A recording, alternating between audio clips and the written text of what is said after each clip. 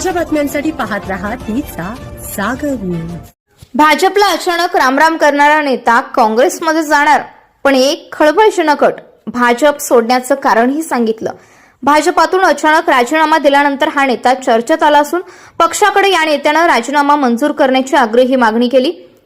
भाजपातून अचानक राजीनामा दिल्यानंतर हा नेता चर्चेत आलेला आपल्याला पाहायला मिळतं, पण यानंतर आता हा नेता काँग्रेसमध्ये प्रवेश करणार असल्याची चर्चा आहे। याबाबत स्वतः नेत्यानं भाष्य केलं आहे, पण त्यासाठी एक खळबळजनक अट ठेवली। तसंच भाजप सोडण्याचं नेमकं कारणही या नेत्यानं सांगितलं आहे।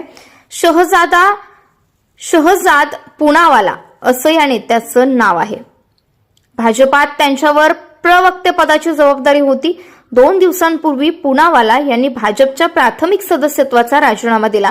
तत्पूर्वी काही दिवसांपूर्वी त्यांनी आपल्या पदाचाही राजीनामा दिला होता, पण तेव्हा ते पक्षाला रामराम करतील असं वाटलं नव्हतं। पण पक्षानं आपला आधीचा राजीनामा स्वीकारला नव्हता, त्यामुळे आता पुन्हा राजीनामा दिला असल्याचं त्यांनी म्हटलं आहे।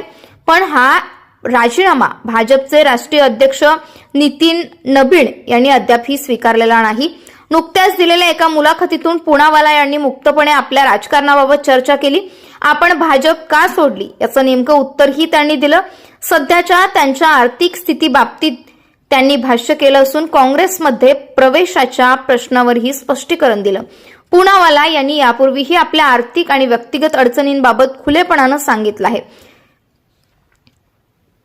त्यांनी एका मुलाखतीत सांगितलं की राजकीय पक्ष आपल्या कार्यकर्त्यांना मानधन देत नाहीत, त्यामुळे मलाही घराचं भाडं द्यावं लागतं। मी भाजपात काम करतो म्हणून माझा घर मालक मला मोफत राहायला जागा देणार नाही। तो 1 तारखेला घरभाडं मागतो। राजकीय पक्ष कार्यकर्त्यांना पैसे देत नाहीत।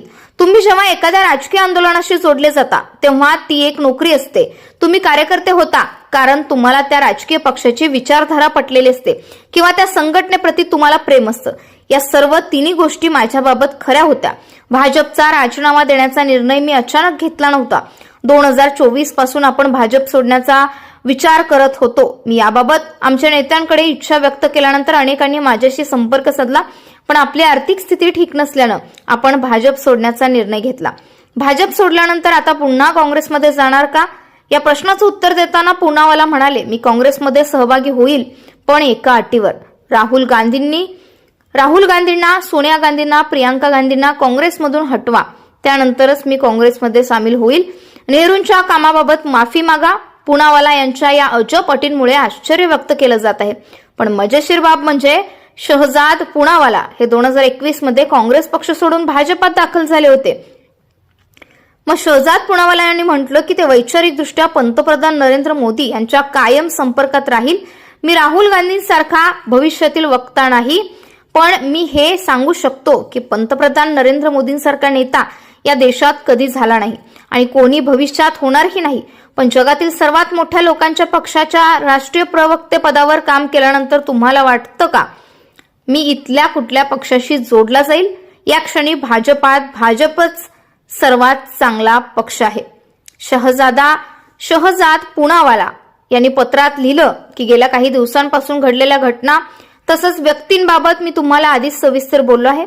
मला माझ्या आधीच्या निर्णयावर ठाम राहण्यासाठी बांधून ठेवलं आहे। ज्या प्रकारे मी आधीच म्हटलं होतं की अत्यावश्यक आर्थिक आणि वैयक्तिक परिस्थितीमुळे मी आता खासगी क्षेत्रात प्रवेश करणार आहे, पण जिथं शक्य असेल तिथे मी पंतप्रधान नरेंद्र मोदी आणि भाजपचा दृष्टिकोन आणि कार्याचं समर्थन करत राहील।